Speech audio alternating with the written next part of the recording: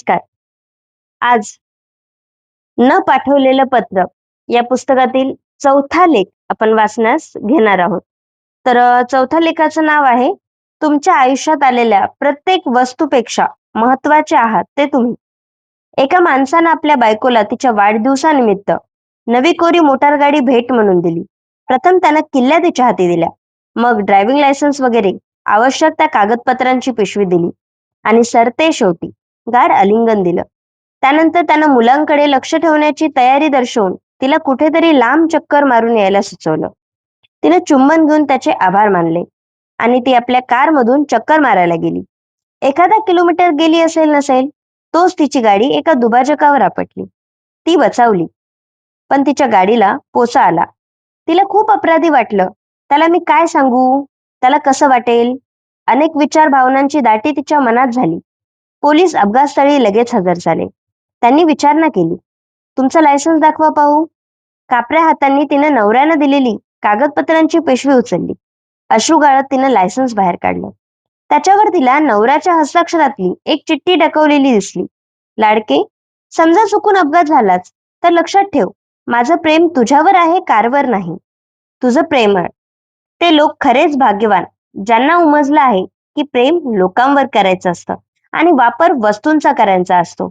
लोकांचा वापर आणि वस्तूवर प्रेम नाही.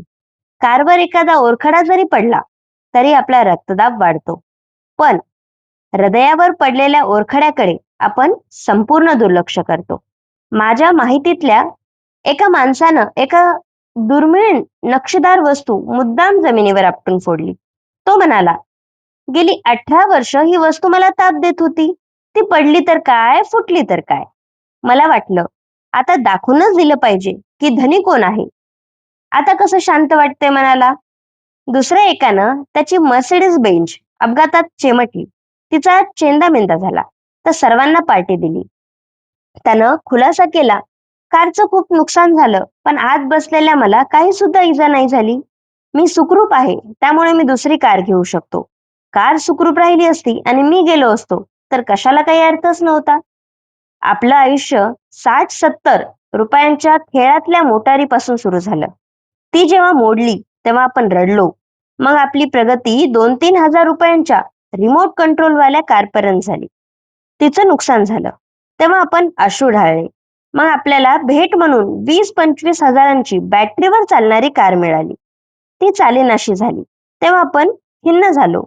मग 4 लाखाची कार, नंतर 22 लाखांची SUV, त्यानंतर 86 लाखाची बादशाही सेडन, आणि यातल्या कुठल्याही मशीनला ओरखडा पडला किंवा पोचा आला की आपल्या ताणाचा आणि काळजीचा पारा वर चढायचा.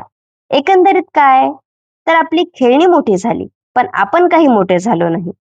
फक्त आपलं रडणं आता पुष्कळ संयमित, सुसंस्कृत झालं आहे, एवढंच. त्या रडण्याला आता नवीन नाव आहेत: राग, अपेक्षाभंग, निराशा, ताण, काळजी वगैरे. खेळणी आपल्या करमणुकीसाठी असतात. त्यांचा उद्देश एकच असतो, आपल्याला उपयोगी पडणे. तुमच्या बीच हाऊस पासून तुमच्या SUV पर्यंत, नव्यातल्या नव्या गिझमो पासून प्रत्येक गोष्टीपर्यंत, सारं काही तुमचं आयुष्य अधिक आरामशीर बनवण्यासाठी असतं. तुम्ही तुमच्या मालकीच्या प्रत्येक वस्तूपेक्षा मोठे आहात.